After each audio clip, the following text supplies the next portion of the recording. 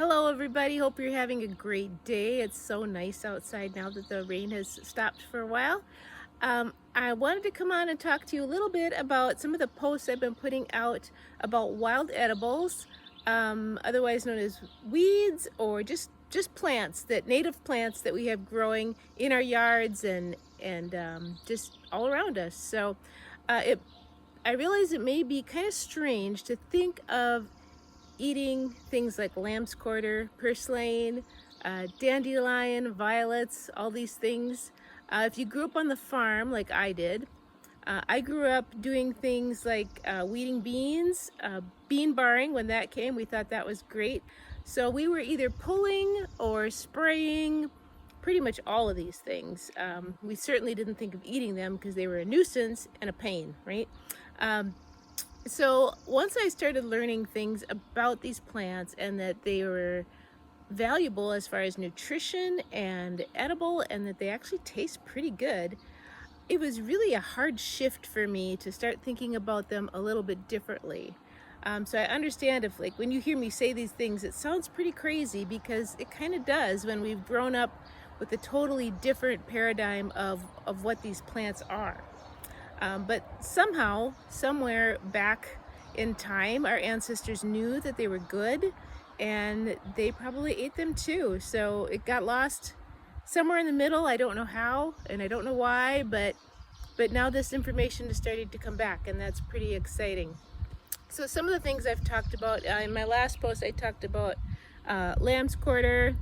And this tastes a lot like spinach. Actually tastes just as good, if not better, than spinach. It's often called wild spinach.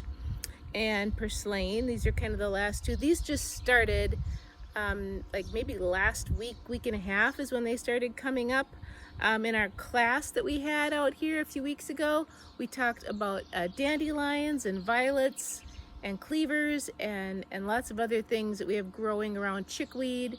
Now also right now oxalis is coming up, and that is really like a tasty citrusy type of green. So it's like a shift in our thinking, which is difficult to do. But something that helped me with that is last year, things finally started to click a little more for me. We had a pretty severe drought here, and I do have a garden, which I'm in right now, but last year, it was so dry. I could not get my spinach to grow. I couldn't get kale to grow. I couldn't get my carrots to grow. It was just a real bummer. It was frustrating. And I thought, well, how am I going to grow any of these things in my garden that we like to have and I can store for winter, and the great nutrition that we enjoy from those. And then I looked around and realized, well, I have lots of lamb's quarter. I have lots of purslane. There's plenty of dandelions. And I have those this year too, when it hasn't been so dry. But those things seem to grow every year. They're not real picky about the weather, and sometimes we find that a nuisance because we don't want them in certain places.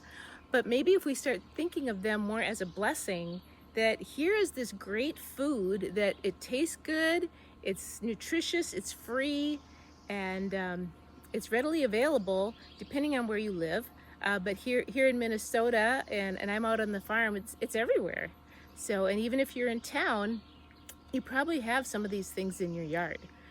So take a look, think about that maybe there's another way to look at these things. And especially in the times we're in, it's great to know that there's options out there that are good for you, and they taste good. And it just, it's a whole different thing. And you can search online for recipes for these different things. I've been kind of lazy. I've just been using them in salads with some of my other mixed greens, and they're great, especially when the violets are blooming and the dandelions, and you get some color in there, and it looks kind of cool. So, and it tastes pretty good.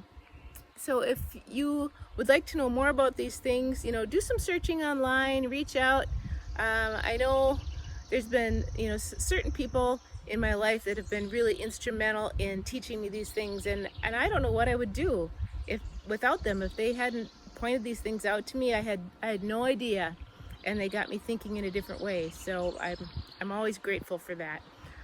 So hope you're having a great rest of your day, and you can enjoy the birds singing and the leaves and just all the great plants that are coming out now. So have a great day and we'll talk to you soon.